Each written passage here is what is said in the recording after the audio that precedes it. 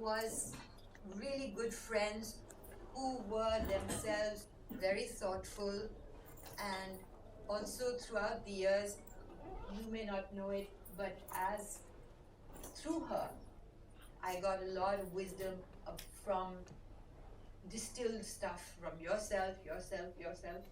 And we all had met her at different times, and so at different times of our evolution, she input into that evolution. So I just wanted to begin with you, Leila, though actually I think Upen, you knew her the most, or not the most, but the longest. But the longest, do you think, did you? I met her in 92, 93. I go back earlier. Yeah, you must have met her earlier. Yeah. I met her only after. And Ram, you're definitely. 89. So then you're definitely the baby of the group.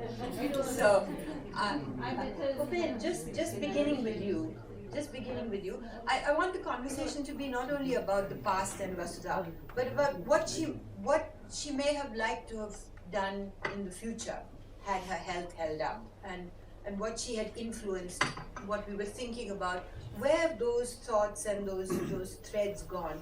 But right now, when did you meet her, and what was the context of your meeting? And I'll come to you and Leila and Ram after that. I met her on the 26th January this year at Pune. Okay. And she would be very happy to be here. This is English matter, which she would have liked. Because she was Angrezi Bams up about everything else I used to call her. And when she got very angry with me, she called me an Aussie dinkum, because I happened to be started my teaching career in Sydney, New South Wales. And when she got really angry, he used to call me a man from the penal colony. It's not allowed, it was colonial. But Vasudha was, when did I meet her? I don't know, but a long time ago. I met her in print before I met her in person. And I read and reviewed and wrote extensively, as some of you here know, about Law, Power and Justice, her first book, which was published around 1974 by an Triparty.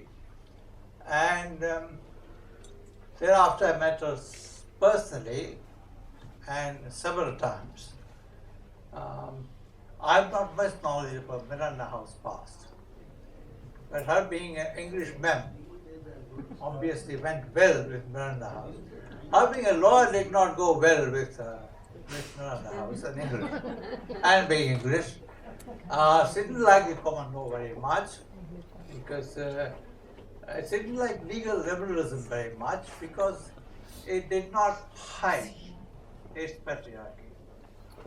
And Vasudha wrote in a book of 74, which was republished with a revised edition, I think, in 1994-3 by Sage.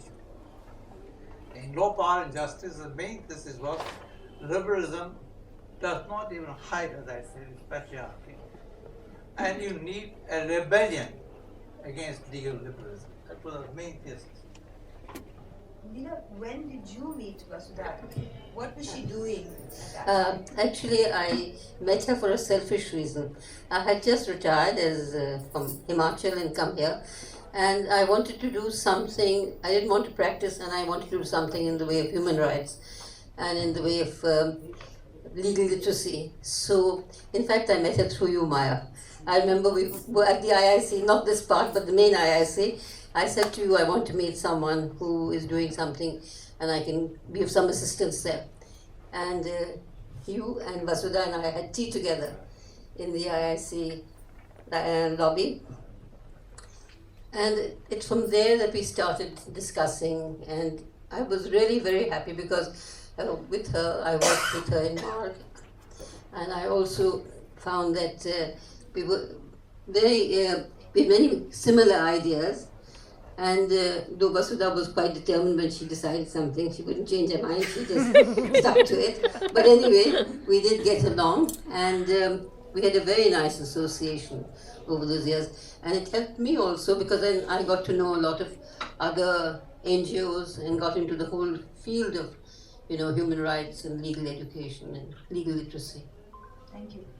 I think the not getting along, or rather being different, and her determination to stick to her point of view was tolerable because of her integrity.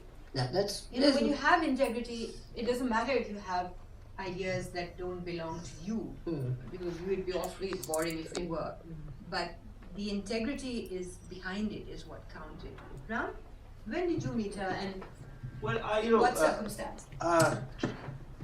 I had originally thought 2 weeks ago that I first met her through Keshav Desiraju, but I was corrected by him. I now realize how I first met her. I know how I first met her. Sudarshan drove me to the University of Delhi to meet Upendra Baxi, and said Upendra Baxi wants to call you for a seminar in Australia on the rights of subordinated peoples. And Vasudha was at that seminar, and we went to that seminar.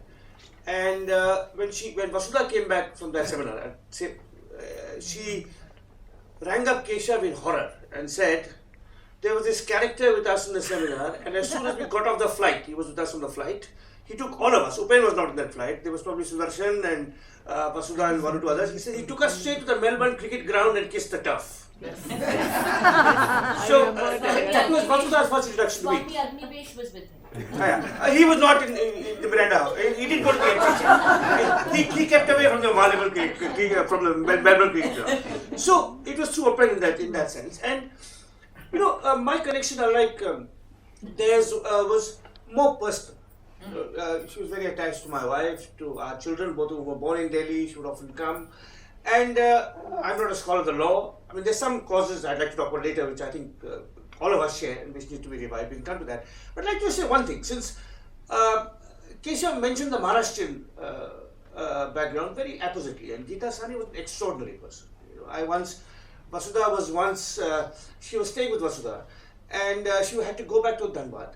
And Vasudha was called away probably to the Narmada Valley. So she told me, Ram, can you take her to the railway station? And she must be in her 70s. She was a remarkable writer. We went to a second-class compartment, and she got a top berth. And the bottom berth was taken by, and I use these words advisedly, a North Indian male. And I said, Mataji ko aap niche khole nahi hai? He said, हाँ, उसको उनको ऊपर जाने दीजिए. I was appalled. And Geeta Sahni, don't worry, Ram. And she just clambered up to the top berth, and she went off in the second-class compartment. One of the great writers of the 20th century. So Vasudha got quite a lot of that. I'm grateful to Keshav for saying that. But I'd like to add one footnote. Vasudha also had a lot of Bihar in her.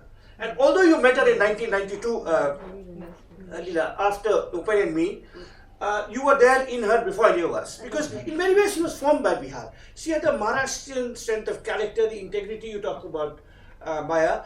But she also had a warmth and a wit, which we won't associate with. So much Bihar. And to me, the happiest 29th February, which she would probably tell you was the birthday she shared with Morarji Desai. Many of you have attended her birthday parties. And what that her Bihari friends were. Vasudev and his wife, Sujit and Meenakshi Mukherjee. And there was always a lot of affection and warmth and wit in Vasudha. And I don't think that came from Maharashtra, that came from Thank you. Yes, you said that she was very much a Memsa. But when she met me, she said, my God, I've never met a Memsa like you. Because I think within a day of meeting her, I said, Vasudha, I don't mind going out with you, but I can't bear that you don't have matching blouses. she used to take me, she would refuse to take me to serious meetings, saying, no, you dress too well. So that was a long time ago, but I did manage to change that in her. You see, I was much more serious than you people. But let me ask you about your less serious life with Vasudha, in the sense that you three wrote a letter, which became a very famous letter, and then led to public interest litigation. I don't know whether it was the first or it led to, but it was a moment. Yeah. Would you like to talk a little bit about that? How did it happen? What was the momentum for it? What was her role in it?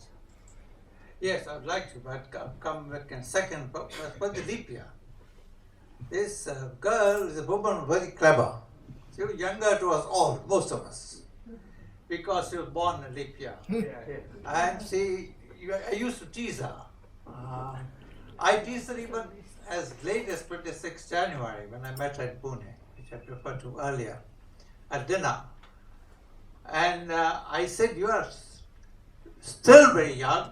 And he said, she had every right to be. And I said to her, I don't know whether I said to her then, but I have to say to her now, that she had one thing, this thing in common with the veteran Morarji Desai. Although she had not other things in common, which is just as well because she had very nice wine that day. Enjoyed. Although her back was falling apart, the cancer had spread, and she was a guest of life.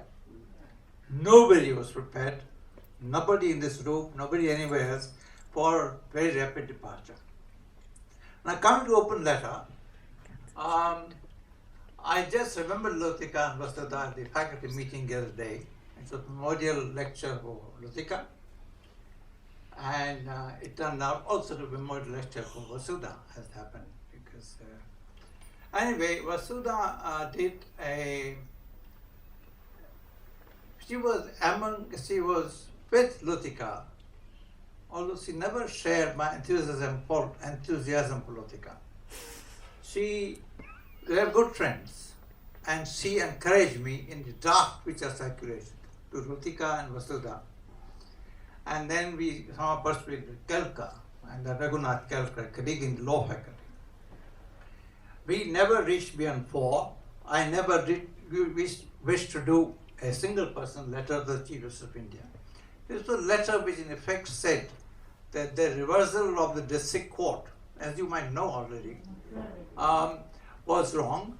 That to say the young tribal woman who went, it was statutory rape, who went to register a complaint in the police station, was being raped, and to say that her body carried no marks of resistance, and therefore she consented, was extremely perverse, and we said so. It was a male-dominated jurisprudence, and we said so. It was patriarchal at the extreme, and we said so. And Lutika and Vasudha both agreed, to my great surprise, not Vasudha so much, but Lutika certainly, but both in some ways, looking at the last paragraph, where I did say that, the draft did say, it was patriarchal bias, they readily signed it. They were willing to sign it. Thereafter, well, it was because of differences with Lutika, which go back a long way. I don't want to go into that. Or whether it was a difference with me, I don't know, if any. She refused to sign the memorandum, which became the rape law reform prior to her committee, which everybody talks about now. She refused to be a member of that, so she didn't sign that. Instead, she wrote an article in the mainstream giving reasons why. We refer to integrity. We didn't bring her any pressure, but she wrote a letter, an article in the mainstream opposing our law reform. I think she was partly opposed to marital rape. She was substantially opposed to marital rape. He thought the idea was good, but his time had not come. And she was opposed to some of our other suggestions. Thereafter, and before that, if you meant, she replied in pages of Oxford Student Review to a man called Salman Khurshid, who was a young student there, a walk-in student. And Salman criticized this open letter very vigorously in a typical Oxford way, so those people know about it. We were around the same time, and we were good friends. You still are? Well, I don't want to incriminate you. But anyway, but she did later on own this letter as if it was written by her. And this is what I want to emphasize. Both Lutika and she gave interviews to the press in which they said they had written the open letter. And that made me intensely proud, because there was nothing more important to me than the ownership of the act, rather than distancing oneself, rather than speak of it as a co-synthetic, and that was Vasudha. I hope I answered some of your. Yes, indeed. Did you have anything to add on the letter, or where do you think we have gone from that letter? Well, I think that letter didn't bring any change in the decision of the Supreme Court. They didn't review the matter or do a curative petition or anything like that. But certainly things have changed. Now we are right at the stage where the fact that a woman who's raped, you can't mention the fact that she was of loose character or things like that, which is what the Supreme Court said at that time. I think that she was probably of loose character, or she was more than willing because she was not injured in any way. So those things have changed, and I think that after the Verma Committee report, there's been a large change. Not exactly all we wanted. We wanted marital rape to be there. They didn't accept it, but certainly there's been many steps forward since the Mathura case. There's been a huge change since then. Ram, do you think that public law, in the terms of the public interest law that we have now, is going in the directions that we envisaged when it began? That's a very large question. I'm not sure I'm equipped to. We've got scholars here. They can add to it. I'll answer it. No, you need to answer as a layperson, because that's important.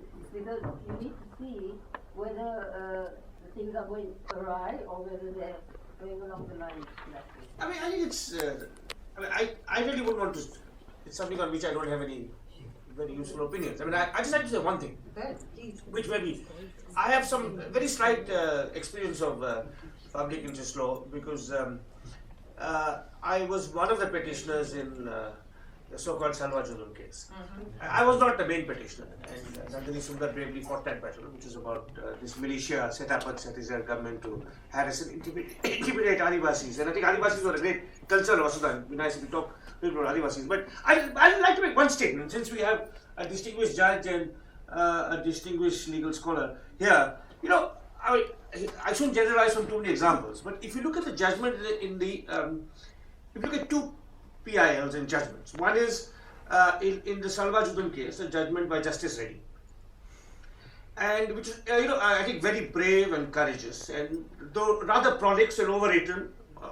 But that's something Vikram Seth has something to say about. He's talked about judges and how prolix they are. On the whole, a very good one, brave and good one. And contrasted with another judgment by Justice Singhvi, I believe, in the 377 case. Now, what is interesting, and I'd like them to speculate on this, is that a brave and courageous judgment and a despicable and reactionary judgment were both given the day the judge retired. Now, what significance does that have? I mean,